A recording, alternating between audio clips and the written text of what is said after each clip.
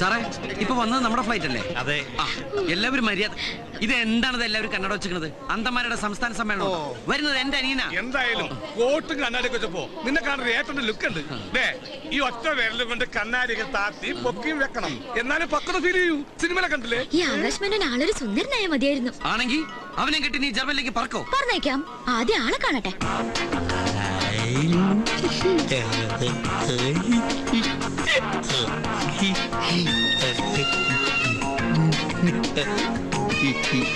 Come this way. Oh, so you've come to your homeland.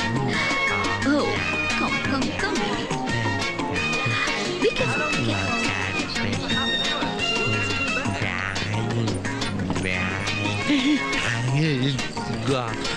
Oh, no, you're not supposed to do that. Come this way. This way. Slowly. Oh, slowly. ഒരു special ഇറക്കുമതി പെണ്ണിന്റെ ഇപ്പുറത്ത് ഇതുപോലത്തെ സാധനക്കാരൻ എന്റെ അനിയനായ life തീർന്നു. അതിനെയും കൊണ്ട് നടക്കണ ആ ഭാര്യയുടെ ഗതികേട്. അത് ഭാര്യയല്ല, എയറോസ്റ്റസാ. എയറോസ്റ്റസ് എന്താ ഭാര്യയായാലേ? നീ ജൂനിയർ ആർട്ടിസ്റ്റ് ആണെന്ന് പറഞ്ഞു. ഏയ്, നമ്മൾ എന്തിനാ ആവശ്യമില്ലാത്ത ഇറക്കുമതിയെ കുറിച്ച് ചർച്ച ചെയ്യുന്നത്? നമുക്ക് നമ്മുടെ രാജകുമാരൻ ചർച്ച ചെയ്യാം. Don't run. We fall. This way.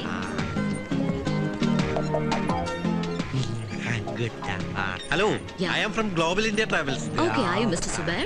Yeah. Right, this is Mr. Akash Menon and this is his travel documents. എടാ ബാഗ് എടുക്കുന്നവനെ നോക്കി എന്റെ ഒരു ചായ തോന്നില്ലടാ അവന്. എന്റെ അതേ കണ്ണു നോക്കും. അവൻ തന്നെ ആയിരിക്കുമല്ലോ എന്റെ അനിയൻ ആകാശ് മേനോൻ. തീർച്ചയായും. ആകാശ്, ദേ ചേട്ടൻ. കൂട്ടുകാരൻ. അവനോട് പറയണ്ട, അവൻ വന്ന ഫ്ലൈറ്റ് തന്നെ തിരിച്ചു പോകും. ആകാശ്,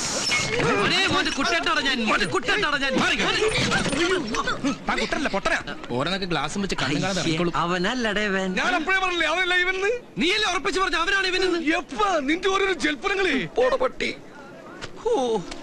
പന്നി ബൊക്കെ മാലയൊക്കെ കീറിക്കളഞ്ഞ്. Okay, baby. Have a great day. Come on. Okay. Okay. Mr. Anandakuttan, ഓ, ഇതാ നിങ്ങളുടെ അനിയൻ ആകാശ് മേനോൻ.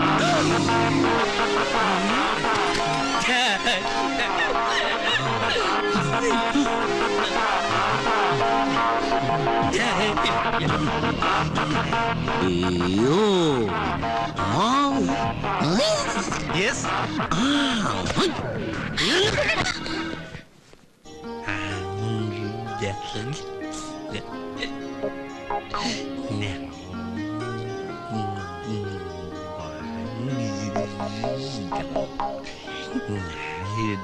വിട് കുട്ടാ, ഈ കുട്ടി.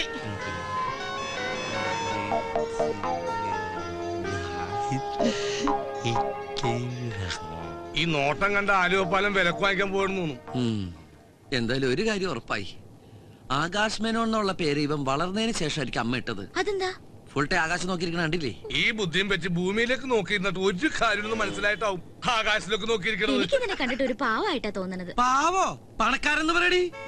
ആ ധൈര്യത്തിലാ മുന്നോട്ടുള്ള ഈ കുതിപ്പ്. പാവം എന്നൊക്കെ പറഞ്ഞ് മൂഡ് ഓഫ് ആക്കിയണ്ടല്ല. ഞാൻ പറഞ്ഞത് ആ പാവന്നല്ല, അതിന്റെ നോട്ടും ഭാവം കണ്ടിട്ട് പാവം തോന്നണുന്നാ. തല വല്ല വണ്ടിയും കൊണ്ടുപോകും. അകത്തിട്. അതെ, ഇയാൾക്ക് ഞങ്ങളേക്കൊന്ന് പരിചയപ്പെടണ്ടേ? ഞാൻ നിമ്മി. മമ്മിയല്ല, നിമ്മി. അതെന്താ മമ്മി എന്ന് വിളിക്കണേ? ഈ നിമ്മി എന്ന് പറഞ്ഞ ജർമ്മനിൽ മമ്മി എന്നാണ് അർത്ഥം. പക്ഷെ ഈജിപ്തിൽ മമ്മി എന്ന് വെച്ച ശവം എന്നർത്ഥം. ഇതിൽ ഏതാണോ ഇവന് ഉദ്ദേശിക്കുന്നത്? എന്തായാലും മെനക്കെട്ടാൽ ഇവൻ കാര്യങ്ങൾ പറയും. ഒരു മനസ്സമാധാനത്തിന് നമുക്ക് ചോദിച്ചു നോക്കാം. ആകാശ്, മോനെ ആകാശു. അവിടെ അല്ലേ, ഇവിടെ വലത്തേക്ക് ഓടിക്കേ, വലത്തേക്ക്. റൈറ്റ് ഓടിയട്ടെ. അങ്ങനെ അങ്ങോട്ട് പോരട്ടെ. അവിടെ ഓടിയട്ടെ. അത് മോനെ, ഈ ഏട്ടന ഒരു കാര്യം ചോദിച്ച മോൻ സത്യം പറയൂ. ട്രൂ. മോന്റെ കയ്യില് ഈ ഗതികെട്ട ഏട്ടന് തരാൻ അമ്മ കാശ് വല്ലതും തന്നെ ഏൽപ്പിച്ചോ? പെട്ടെന്നറിയേ, കാശ്, റുപ്പീസ്. അങ്ങനെ ചോദിച്ചാൽ മനസ്സിലാവില്ല. ജർമ്മനിയിൽ റുപ്പീസ് എന്നാ യൂറോയാ. യൂറോ അമ്മ മോന്റെ കയ്യില് കൊടുത്തു വിട്ടിട്ടുണ്ടോ?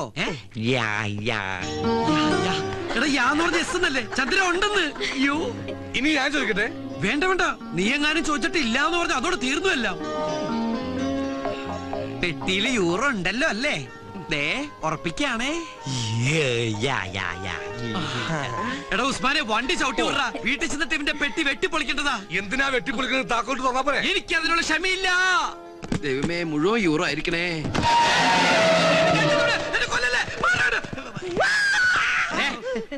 ഇത്രയും പ്രായമായില്ല, ഒരു പാവനെ കണ്ടിട്ടാണ് പേടിക്കുന്നത്.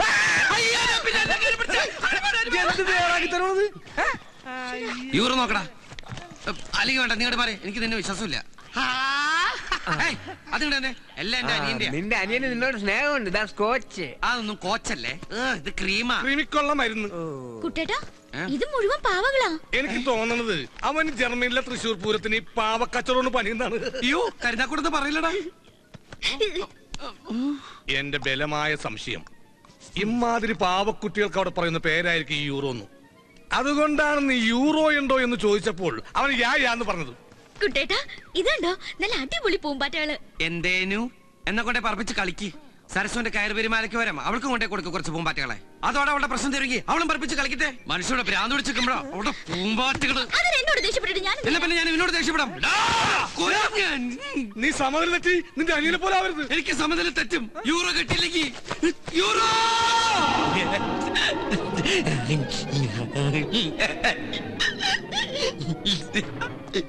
ഇവൻ എന്നെ കൊണ്ട് പോകുള്ളെന്നാ തോന്നണേ.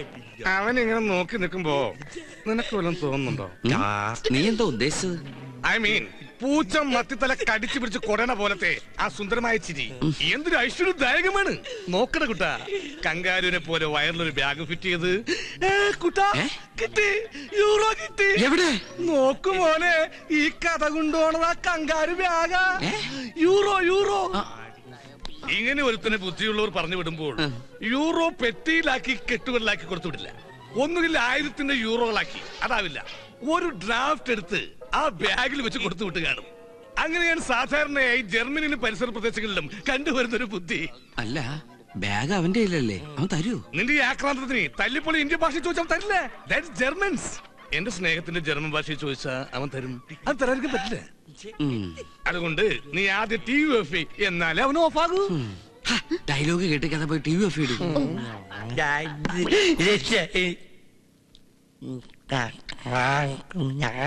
അവൻ ഓഫായി.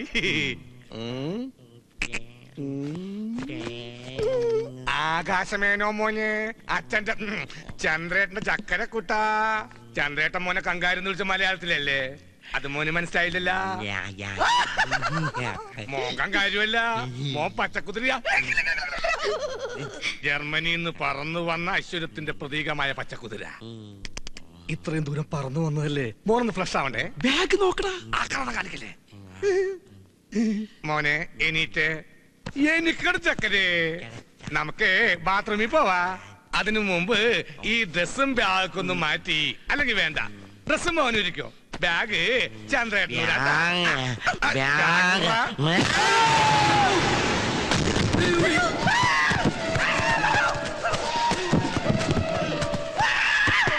ഞാനങ്ങനെടുത്തി ഇത്ര നേരം മുകളിലുണ്ടായിരുന്നല്ല. ഒന്നും പറ്റിയില്ല. മോശമായി പോയി. എന്തായാലും ഒരു കാര്യം നീ ഉറപ്പായി, ആ ബാഗിൽ തന്നെ യൂറോ ഉള്ളതെന്ന്. അവനെ ഇങ്ങോട്ട് അയച്ച ഒരു പ്രത്യേകം പറഞ്ഞാണ്, കാശാണ് മോനെ, ഒരുത്തനും കൂടി തൊടിയിക്കരുതെന്ന്. ആ ആദ്യത്തെ ഒരുത്തൻ നീ ആയി പോയിന്നുള്ളൂ.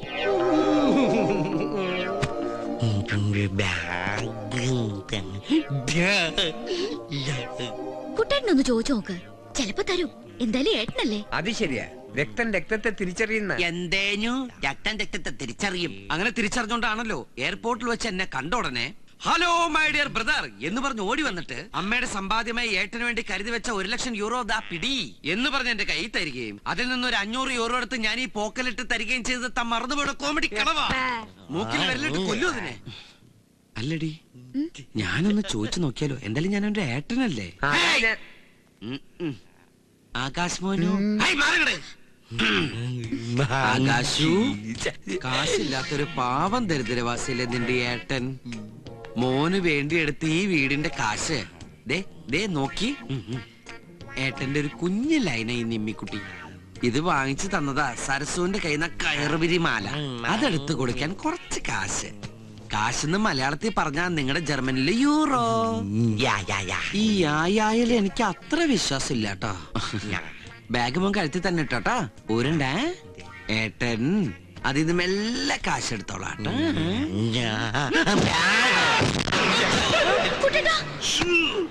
ഒരു കാര്യം ഉറപ്പായി, യൂറോ അതിനകത്ത് തന്നെ ഉണ്ട്. ഇപ്പോഴാണ് എനിക്ക് മനസ്സിലായത് ഞാൻ എങ്ങനെയാ താഴെ പോയതെന്ന്.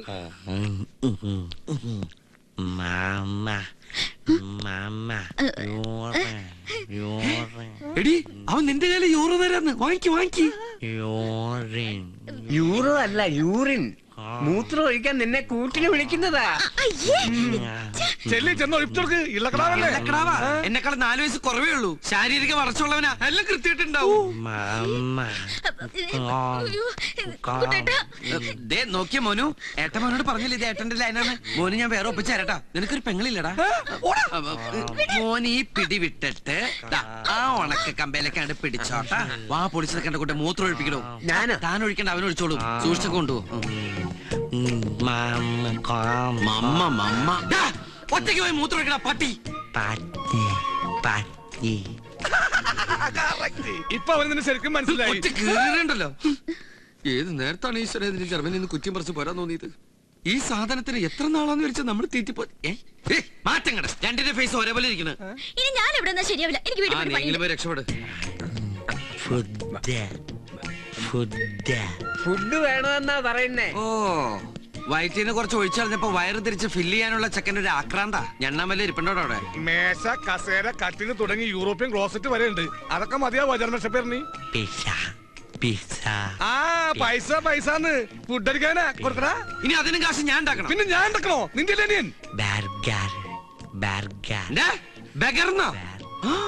നിന്നെടാ പിച്ചക്കാരെ തിരിച്ചറിയാനുള്ള ബുദ്ധിയൊക്കെ ഉണ്ടവന്. വരും. പെട്ടെന്ന് കിട്ടാൻ ഈ ഹോട്ടലിൽ വന്നത്. അല്ലെങ്കിൽ 5 സ്റ്റാർ ഹോട്ടലിൽ പോവായിരുന്നു. അവിടുത്തെ ബില്ല് നിന്റെ അച്ഛൻ കൊടുക്കോ? എന്റെ അച്ഛൻ എന്ത് കൊടുക്കണം? നിന്റെ അനിയൻ നീ കൊടുക്കണം. അല്ല കുട്ട, എനിക്കൊന്നും പറയുന്നില്ലേ? തന്റെ തന്തയ്ക്ക് പറഞ്ഞാലാ മതിയാ? അതല്ല, കഴിക്കാനൊന്നും പറയുന്നില്ലേന്ന്. തനിക്ക് ഞാൻ മസാല ദോശ, നെയ്റോസ്റ്റ്, ഊത്തപ്പം, ഇഡലി, വട വേണ്ട. പഴംപൊരി, പിന്നെ chilli chicken, butter chicken, noodles, gulab jam, ice cream ഇതൊക്കെ മറ്റുള്ളവർ കഴിക്കുന്ന കാണിച്ചു തരാട്ടാ. എടോ, തനിക്ക് ഫുഡ് വാങ്ങിച്ചു തരാൻ താൻ ആരാ? എന്റെ അപ്പനാ. ആകെ ഒരു 100-2 ചില്ലറുണ്ട്. അവനവൻ ആത്മ ഫുഡിന് ആദരിക്കുന്നവാ. അവനവൻ ബില്ല് കൊടുക്കണമെന്നാണല്ലോ തത്വശാസ്ത്രം. അവന്റെ ബാഗിൽ നല്ല യൂറോ ഇല്ലേ? അവനെടുത്ത് കൊടുക്കട്ടെ. അതവൻ തരില്ലല്ലോ. എന്നാ ബാഗും ചേർത്ത് ഈ ഒരു പിണ്ണൊക്കെ പണയം വെക്കാം. ചേട്ടാ, ഇവിടെ ഈ യൂറോ നേരെ ചെന്നിട്ട് വലത്തോട്ട് തിരിഞ്ഞാ മതി. യൂറിന്നല്ല, ഇവിടെ ഈ ജർമ്മൻ യൂറോ. ഓ, അയാള് 3-4 ദിവസം മുമ്പ് ഇവിടെ വന്നു പോയല്ലോ.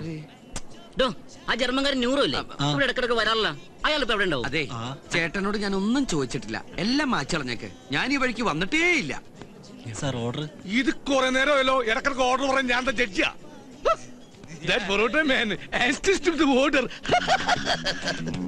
മോനെ, ഇതാണ് പൊറോട്ടയും ഇറച്ചിയും. ഇത് ഞങ്ങൾ ഇന്ത്യക്കാരുടെ ദേശീയ ഭക്ഷണമാണ്. ഇത് നിങ്ങളുടെ ജർമ്മനി കിട്ടൂല. ഇത് ശുദ്ധമായ മൈദമാവിൽ ഉണ്ടാക്കുന്നു. പ്രധാനമായും 2 കാര്യങ്ങൾക്കാണ് മൈദമാവ് ഉപയോഗിക്കുന്നത്. ഒന്ന് സിനിമ പോസ്റ്റർ ഒട്ടിക്കാനും, മറ്റൊന്ന് പൊറോട്ട ഉണ്ടാക്കാനും. അല്ല, ഇതെങ്ങനെയാണ് കഴിക്കേണ്ടതെന്ന് ചന്ദ്രേട്ടൻ കാണിച്ചു തരാം. അഭിനയകലയിൽ നിന്റെ ഏട്ടന്റെ ഗുരുവായിരുന്നു. ഇപ്പോൾ ഭക്ഷണകലയിൽ നിന്റെയും. അങ്ങനെ എല്ലാവരുടെയും ഗുരുസ്ഥാനം ഏറ്റെടുക്കാൻ ഈ ചന്ദ്രേട്ടന്റെ ജീവിതം പിന്നെയും ബാക്കി. മടക്ക് തിന്നു മക്കളെ, മടക്ക് തിന്നെ.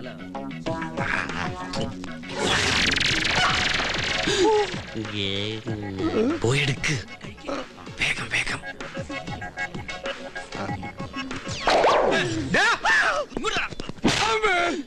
സോറി.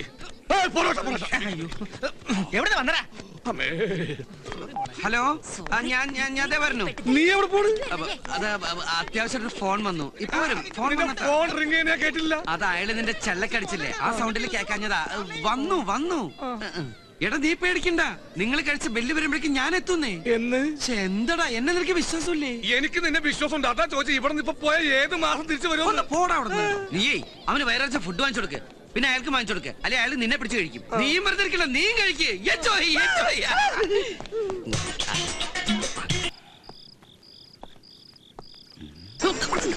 ഇതാണ് അച്ഛൻ ഉറങ്ങാത്ത വീട്. ചന്ദ്ര, ബാമോനെ ബാ. ചന്ദ്രേട്ടൻ പൊറോട്ടയും ഇറച്ചിയൊക്കെ തിന്ന ക്ഷീണത്തിൽ അങ്ങനെ ഇരുന്നപ്പോ മയങ്ങിപ്പോയതാണ്. ആണോ? അപ്പൊ എല്ലാരും നന്നായിട്ട് ഭക്ഷണം കഴിച്ചു? കഴിച്ചതല്ല, കഴിപ്പിച്ചു. അതല്ലേ, ഞാനവിടെ വന്നിരുന്നു. അപ്പൊ അവര് പറഞ്ഞു നീ ബില്ലും പേ ചെയ്ത് നിങ്ങൾ എല്ലാരും കൂടി ഇപ്പൊ അങ്ങോട്ട് ഒരുമിച്ച് ഇറങ്ങിയോളൂ. അവരങ്ങനെയും പറഞ്ഞു. എവിടെ നമ്മുടെ ഗസ്റ്റ്? അവന് ഫുഡൊക്കെ പിടിച്ചോ? നന്നായിട്ട് പിടിച്ചു. സമാധാനായി. അവൻ ഉറങ്ങിണ്ടാവുമല്ലേ? എന്തായാലും അവനൊന്ന് കണ്ടിട്ട് വരാം. കണ്ടാ, ഇതെന്താ ഇന്ത്യയുടെ ഭൂപടോ? അല്ലടാ, എന്റെ കുടൽമാരുടെ ഫോട്ടോസ്റ്റാറ്റാ. എടാ, നിന്റെ അച്ഛൻ കളപ്പുരക്കൽ രാഘവമേനോനെ ആ കേശവൻ പറ്റിച്ചത് നന്നായി നന്നായി നന്നായി. ചന്ദ്ര, ഇല്ലെങ്കിൽ ആ രാഘവമേനോനെ സ്വന്തം മകനായ നീ പറ്റിക്കും. നീ അത് മടിക്കില്ല, വഞ്ചകനാ. ചന്ദ്രൻ, നീ എന്താ ഇങ്ങനെയൊക്കെ പറയുന്നേ? പിന്നെ ഞാൻ എങ്ങനെ പറഞ്ഞോടാ? ആത്മാർത്ഥ സുഹൃത്തിനെ കശാപ്പുശാലയിലേക്ക് തള്ളിവിട്ട ദുഷ്ടനാ നീ. കശാപ്പശാലയിലോ? ഞാൻ ഹോട്ടലിലാക്കിട്ടല്ലേ പോയത്. ആ ഹോട്ടലിൽ പിന്നീട് കശാപ്പുശാല ആയിരുന്നു, നീ അറിഞ്ഞില്ലല്ലേ? പോക്കറ്റിലുണ്ടായിരുന്ന 100 രൂപ പോലും തരാതെ പോയാ വഞ്ചകനാ നീ. ഞാൻ മുങ്ങിയൊന്നുമല്ല. നീ കണ്ടില്ലേ ഫോൺ വന്നത്? ഞാൻ പെട്ടെന്ന് വരാന്ന് വിചാരിച്ചു പോയത്. കൂടെ വരുമ്പോ കുറച്ച് കാശ് കൂടി കൊണ്ടുവരാന്ന് വിചാരിച്ചു. അപ്പൊ അതിനവിടെ ഒന്നും സംഭവിച്ചില്ലല്ലോ. ഒന്നും സംഭവിച്ചില്ലെന്നല്ലേ? ആ കഴുത്തില് ബാഗ് കയറ്റി തൂക്കിട്ടാ നിന്റെ അനിയൻ തന്റെ കാരണം അവിടെ ഒരു ജാലിയം ബേലാബാഗ നടന്നത്. ശരിക്കുള്ള ജാലിയം ബേലാബാഗിൽ തോക്കുകളാണ് കഥ പറഞ്ഞതെങ്കിൽ ഇവിടെ വില്ലുകൾ കഥ പറയും.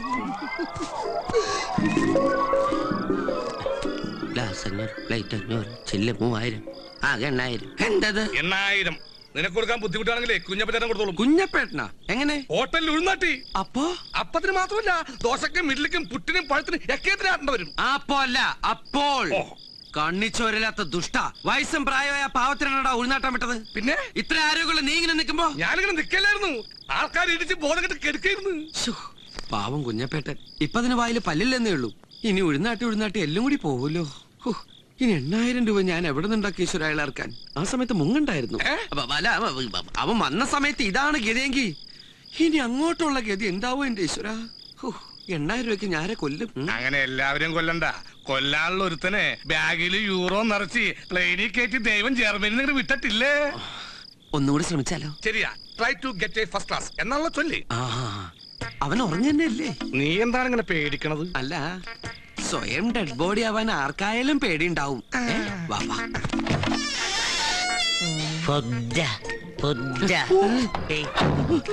നീയല്ലേ പറഞ്ഞു ഉറങ്ങുന്നു? എന്നിട്ട് ഫുഡ് ഇത് ഞാൻ നേരത്തെ കേട്ടാണ്. അപ്പൊ ഞാൻ വെച്ച് കൂർക്കം വലിക്കാനാണ്. ഫുഡ് ഇവൻ വൈകുന്നേരമല്ലേ ഫുഡ് കഴിച്ചത്? അതിന് രാത്രി ഫുഡ് കഴിക്കണ്ടാ. നമുക്കൊരു കാര്യം ചെയ്താലോ? ഒരു പാത്രത്തില് കുറച്ച് ശർക്കരയും കുറച്ച് തേങ്ങയും 2 ചട്ടി സിമന്റും കലക്കിട്ട് പായസം എന്ന് പറഞ്ഞ് കുടിപ്പിച്ചാലോ? അന്നനാളാണെങ്കിൽ കോൺക്രീറ്റ് പോലെയോ. പിന്നെ ഇടക്കിടക്ക് നനച്ചു കൊടുത്തത് ഒരു ഉറപ്പിന്. പിന്നെ വിഷമിന്റെ പ്രശ്നം ഉണ്ടാവില്ല. ഇവിടെ അവന്റെ യൂറോ എങ്ങനെ എടുക്കും? ഇപ്പൊ യൂറോ എടുക്കാൻ ചെന്നാലേ നമ്മൾ രണ്ടിനെയും കൂടി അവൻ പിടിച്ച്